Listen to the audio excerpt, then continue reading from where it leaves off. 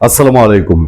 পুলিশের পোশাক নিয়ে যখন ইউনূস সরকার দেশে তামাশা করলো এবং যখন ইউনূস সরকার পুলিশের পোশাকটা চেঞ্জ করলো, তখন আমরা সে একটা আলোচনা করেছিলাম, একটা কন্টেন্টে আপনাদেরকে আমি বলেছিলাম যে এই পুলিশের যে পোশাক এখন নতুন পোশাক দিল, এই এত মানে একটা পোশাক চেঞ্জের পেছনে কি কি আছে আমি আপনাদেরকে বলবো।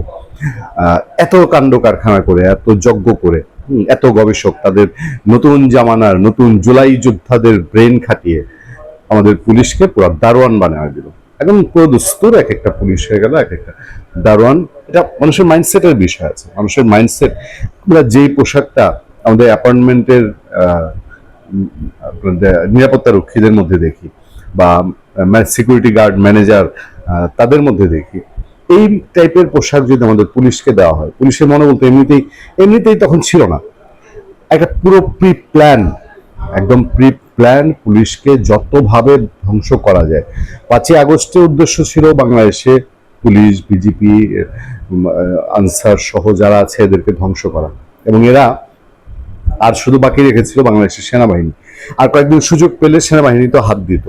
আর ভেতরে ভেতরে কি আছে কি হয়েছে সে সম্পর্কে না হয় পরে আলোচনা করব। আপনার বাংলাদেশের পুলিশকে ধ্বংস করার জন্য এই আসিফ মোহাম্মদ সজীব ভুঁইয়া সে নিজের সশস্ত্র টিম গঠন করে ট্রেনিং দেওয়ার চেষ্টা করেছে। একটা পুলিশের পোশাক পরিবর্তন করতে গেলে এটার প্রস্তাব আকার, এটার ডিজাইন দেখা, ডিজাইন চিহ্নিতকরণ, নতুন পোশাক বানানো, কোটি কোটি টাকার যজ্ঞ। এই যজ্ঞটা তারা করেছে কোনো কারণ ছাড়া, কোনো কারণ নাই, কোনো লজিক ছিল না। এবং যদি এত যজ্ঞ করেও ভালো কিছু একটা প্রসব করতো, তাহলে আমরা বলতাম যে না, একটা ভালো কিছু করেছে এই সরকার, পরিবর্তনটা প্রয়োজন ছিল, অথবা প্রয়োজন ছিল না, তারপরে যেটা করেছে এটা আগের চেয়ে ভালো হয়েছে। সর্বসাকুল্যে একটা অশ্বডিম্ব, এবং আমাদের পুলিশকে হাসির খোরাক করার জন্য তারা যা করেছে।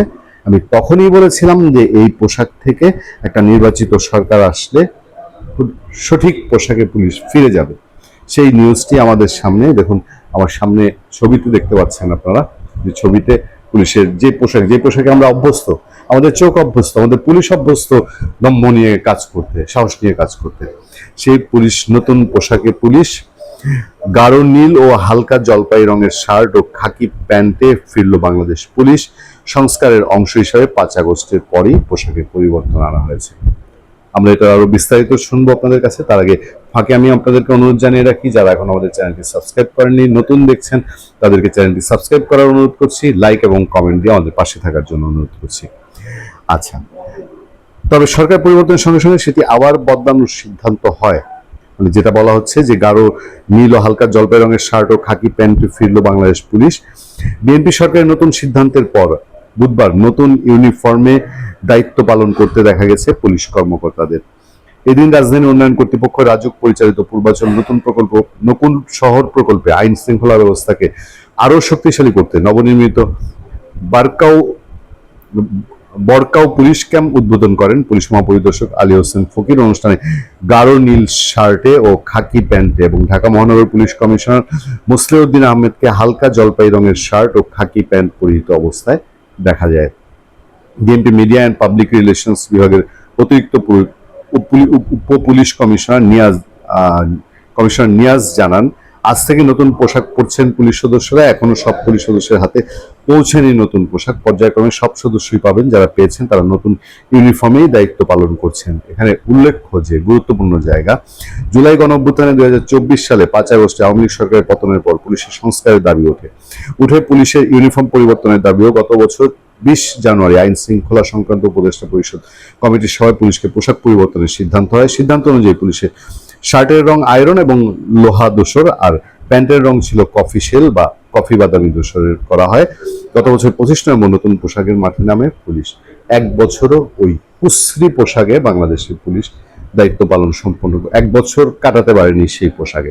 এবং এই পোশাকে নিয়ে ইতিমধ্যে বহু কমপ্লেন হয়েছে, যদিও সেই পোশাক নিয়ে মাঠ পর্যায়ে পুলিশ সদস্যদের মধ্যে মিশ্র প্রতিক্রিয়া দেখা যায়। অনেক পুলিশ সদস্য পোশাক পরিবর্তনের বিষয়টি মেনে নিতে পারেননি। পোশাকের রং নিয়ে নানা মহলে প্রশ্ন ওঠে। নতুন সরকার ক্ষমতায় আসলেই পুলিশের পোশাক পরিবর্তনের দাবি ওঠে। গত 18 জন পোশাকের রং পরিবর্তন করে প্রজ্ঞাপন জারি করে পুলিশ সদর দপ্তর। মোট কথা পুলিশের ওই পোশাক ভালোই লাগছিল না, মানসিকভাবে অ্যাডজাস্ট করতে পারছিল না, গায়ে গরম লাগছিল, স্বস্তি বোধ করছিল না ওই পোশাক পরে। প্রজ্ঞাপন পুলিশের শার্ট ও প্যান্টের পাশাপাশি জার্সি, কার্ডিগান, পুলোভার, জ্যাকেট, নারীদের পোশাক, মাথার আবরণ এবং পূর্ণ হাতা পোশাকের রং সংক্রান্ত বিধানের পরিবর্তন করা হয়। কতগুলো পয়সা তাহলে আমাদের জলে গেল এই এই যে দুইবার এই কর্মকাণ্ড করতে গিয়ে।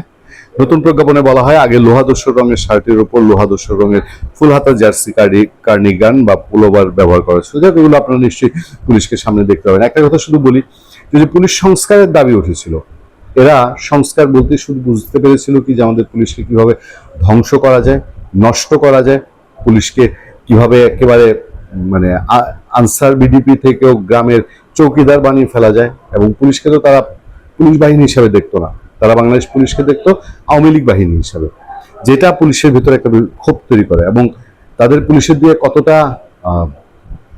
প্রতিহিংসা তৈরি হয়েছিল সেটা তো 5 আগস্টের আগে পরে প্রমাণ হয়েছে, যে এতজন পুলিশ সদস্যকে হত্যা করেছে এই তথাকথিত জুলাই যোদ্ধা নামের জঙ্গি সম্প্রদায়। যাই হোক, পুলিশের নতুন পোশাকে স্বাগত, এবং এই পোশাকে পুলিশ মনোবল ফিরে পাবে, সরকারকে সহযোগিতা করবে, দেশের আইন শৃঙ্খলা রক্ষায় সবচেয়ে নির্ভরতার জায়গাটি আবার আগের জায়গায় ফিরে যাবে, এই প্রত্যাশায় শেষ করছি। আমি আতিক রহমান পূর্ণিয়া, ভালো থাকবেন, সুস্থ থাকবেন, আবার দেখা হবে, আবার কথা হবে।